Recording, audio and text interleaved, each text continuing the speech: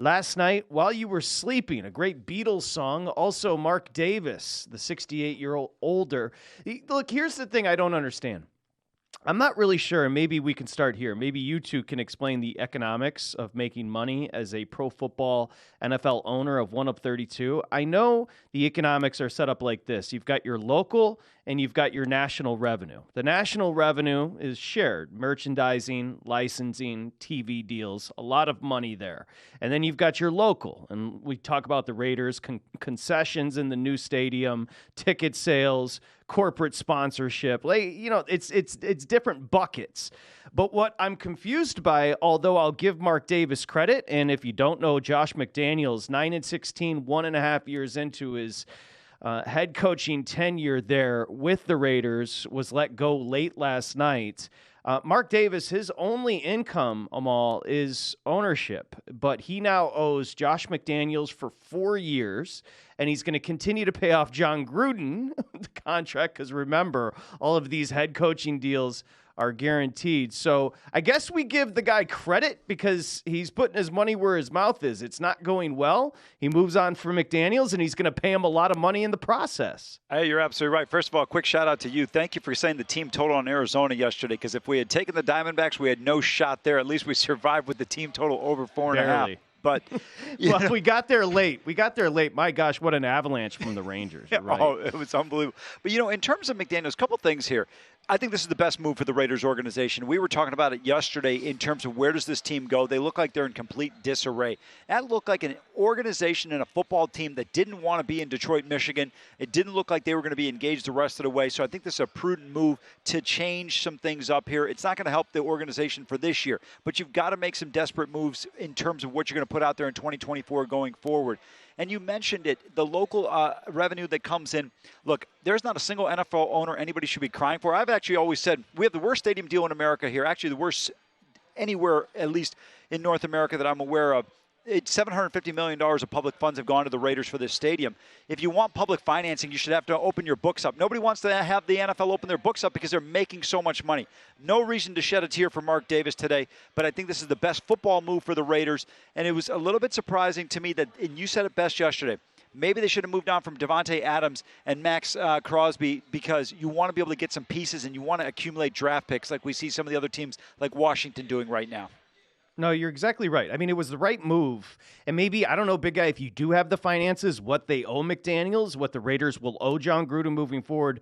But Amal, it was they're 31st in total offense. They're 30th, the Raiders, in points per game. They're 32nd in rush yards, and a lot of that has to do with how they bungled the Josh Jacobs situation with the franchise and then extending him by a year. He didn't practice, no preseason, the whole lot. Now, the details, again, stunning. 4 years left on McDaniels' deal. This is the second time a year and a half into a head coaching job McDaniels has been fired. He was 28 games into his tenure with the Broncos years ago. He was 11-17.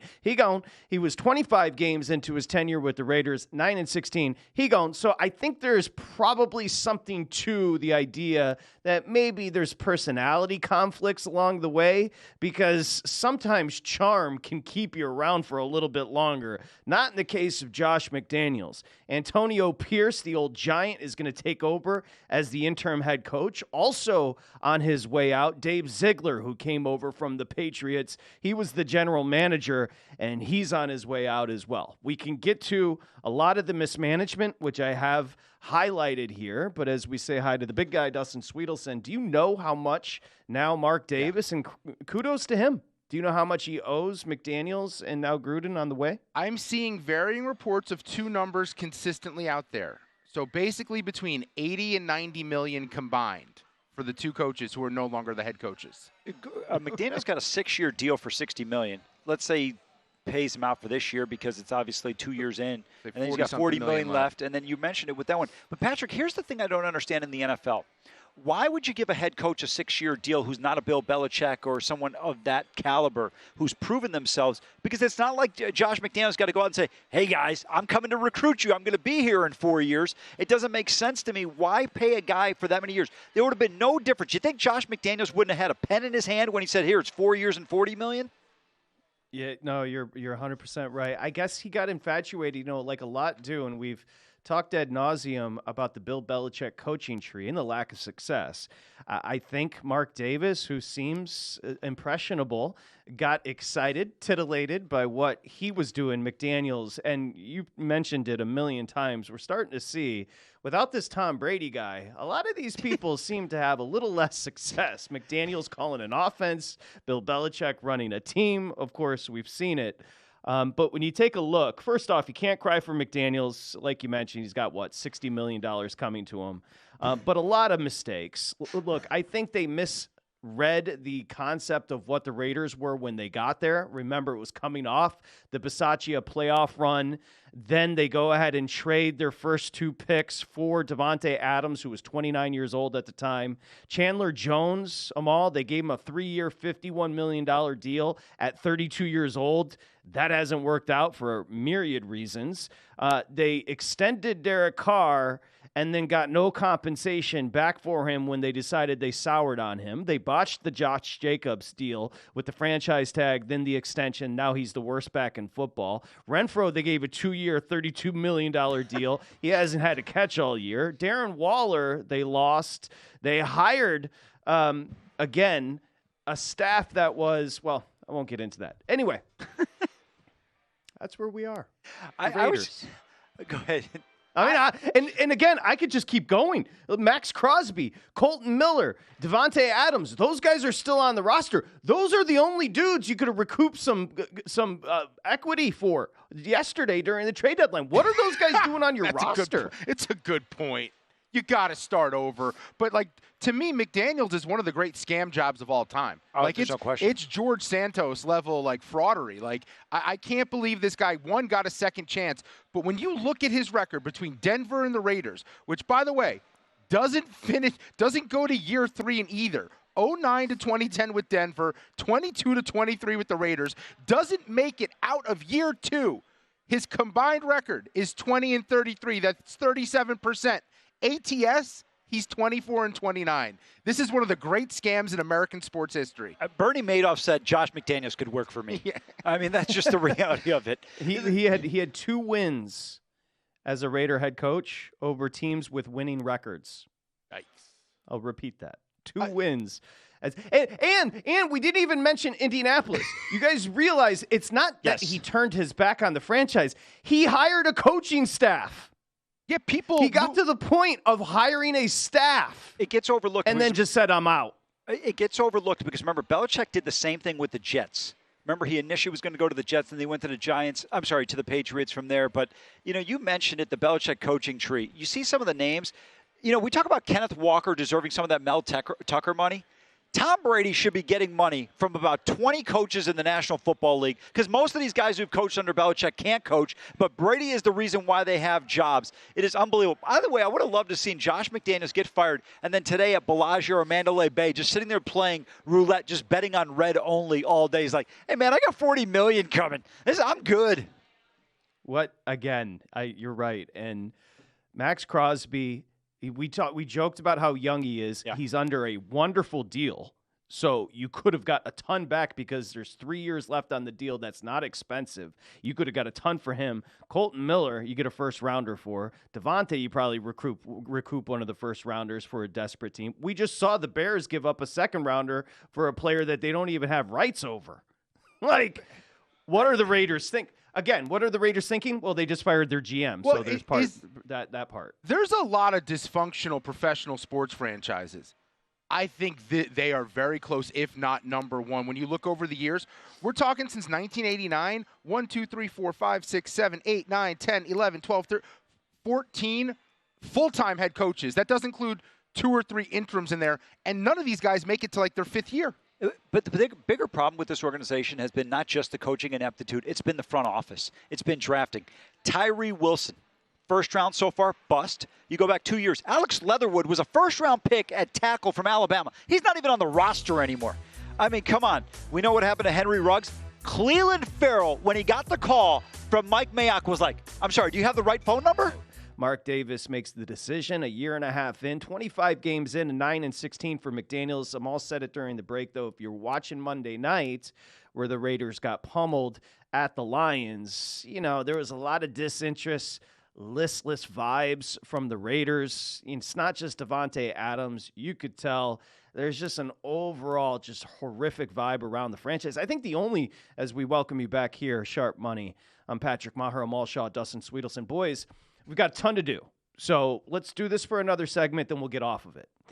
But I think the only shocking part of this, Amal, would be there was a confluence of reasons to think it was going to be Ron Rivera.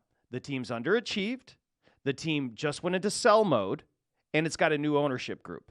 Like the Harris group could have said with the Washington Commanders, let's throw Bieniemy in there. He's a name that's been bantied about. Rivera's completely checked out. We're going to tear it down anyway. You all are gone. So if you're a betting man in the first coach to be fired market, Rivera had to be the favorite because you also have an ownership group with Mark Davis that doesn't have any cash. He's only a year and a half in, and this dude just got a 6-year deal in Josh McDaniels. Like to say this was going to be the first, even if it was credible, like you and I agree, McDaniels had to go. There was absolutely no question. We've been talking about it ever since I saw him standing on Saturn when he was coaching the team in Los Angeles on the sideline when the dude wasn't even engaged. I'm like, what is this?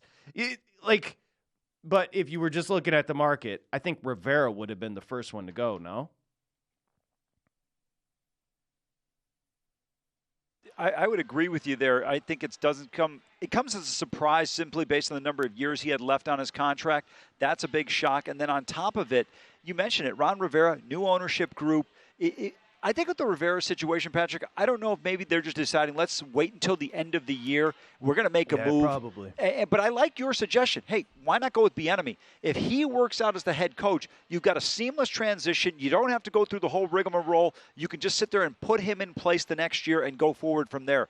But I am surprised that the Raiders made this move with the number of years remaining on Josh McDaniels' contract. I got to tell you another name that I thought might eventually pop up on there, even though their team is not struggling as much for a coach who'd get fired.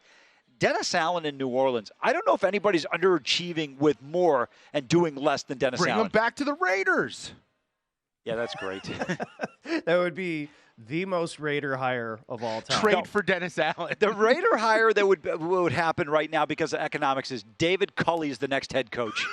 That was the name that popped in my head. I'll take your David Culley and one up you with Tom Gable. Or what was his name? Tom Gable. Well, it'd be tough to hire him now. Very valid. Is Art Shell still hanging around? No, RIP, I believe, as well, right? Yeah, RIP. Yeah, RIP. Yeah, shout to him. Yeah. Ron Rivera 3-2. Matt Eberflus 2-1. Oh, yeah. Matt LaFleur. These are odds for next coach to be fired. LaFleur is 6-1. Staley is 11-1. Todd Bowles is 12-1. If you take a look at the market, boys, as far as the next head coach, Jim Harbaugh, with all the craziness that's happening in Ann Arbor right now, 5-1. Ben Johnson, who everybody's going to try to pursue, the offense coordinator with the Lions, 7-1. Frank Smith, don't know who that is, 8-1. Dan Quinn, 9-1. Schwartz, 9-1. Kellen Moore, 10-1. Just a few names potentially for the Raiders' next head coach, Amal. Yeah, Frank Smith, the OC in Miami. But more importantly, Patrick, when you look at it, I'm going to eliminate a couple names off this list. I'm going to start with Jim Harbaugh. I'm going to take him off the list. And the reason why I believe the Raiders won't hire him, even though I think it'd be a good hire, you can say whatever you want about Harbaugh. I think overall he's a good football coach. I think he's going to command $15 to $17 million a year. Michigan's going to be paying him about $11 million. He's not going to go to an NFL team for less money. He's gotten a team within, a couple of plays of winning a Super Bowl.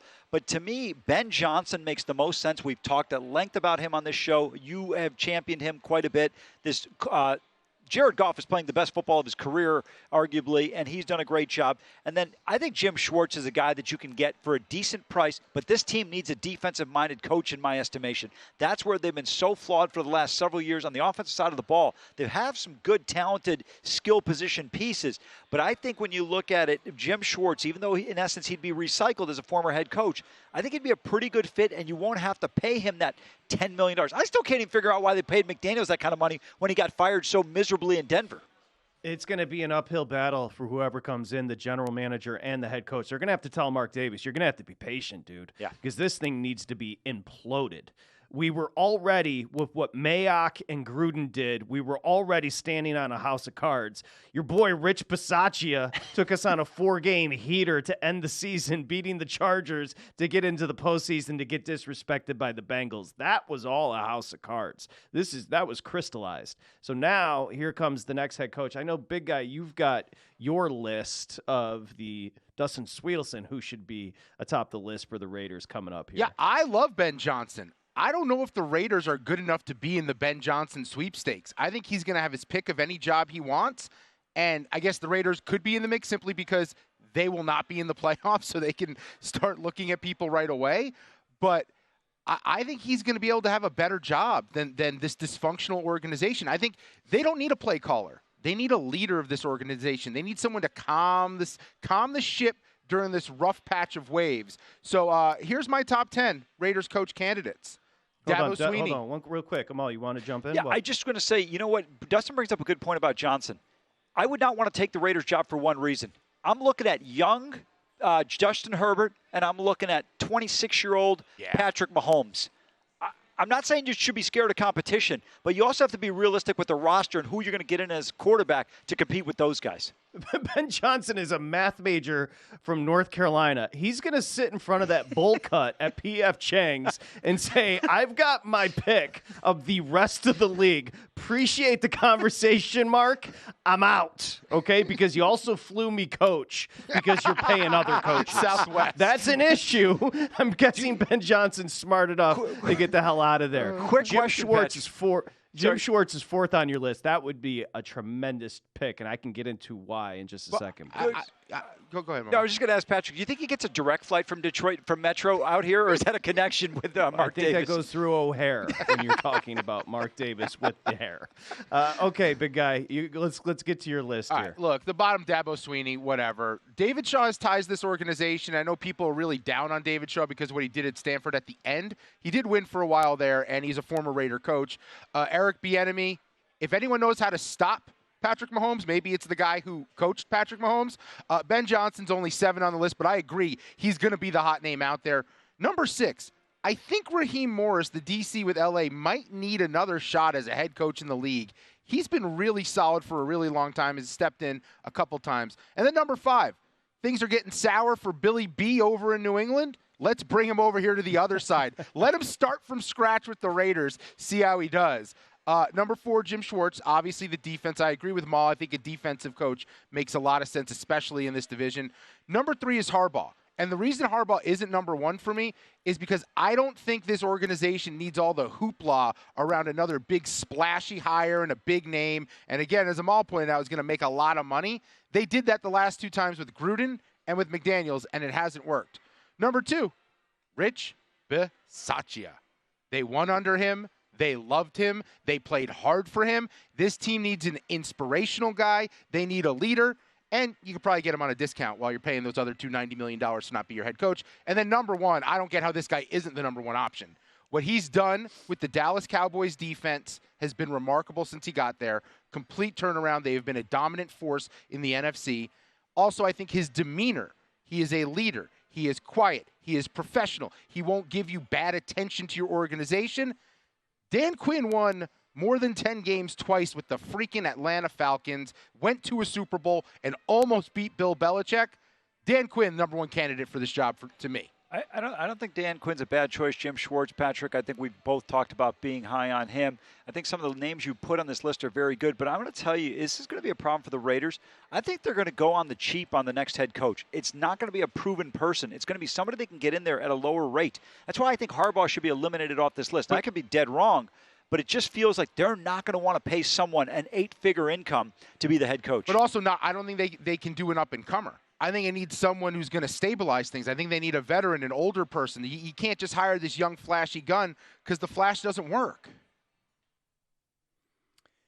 I think your number 1 is tremendous, and I think that's probably, you know what, just my vibe, probably who ends up getting the job. I'll tell you, I love, and I didn't even think about him, number 9, David Shaw. And I'll give you one word, temperament. Yes. He's always had his eyes on the NFL. Everybody's always said, even while he had success at Stanford, he's more of an NFL guy. feels like the type of person with the temperament that can just deal with the roller coaster that is the Raiders, is Mark Davis. He's always even keeled. I like the idea of Shaw. Knows how to run a program. I like Shaw. Schwartz is underrated as well. Did a good job, and then things fell apart. He was very young when he took the job with the Lions. It's a good list. Go to VSiN.com/subscribe to become a VSiN Pro subscriber today.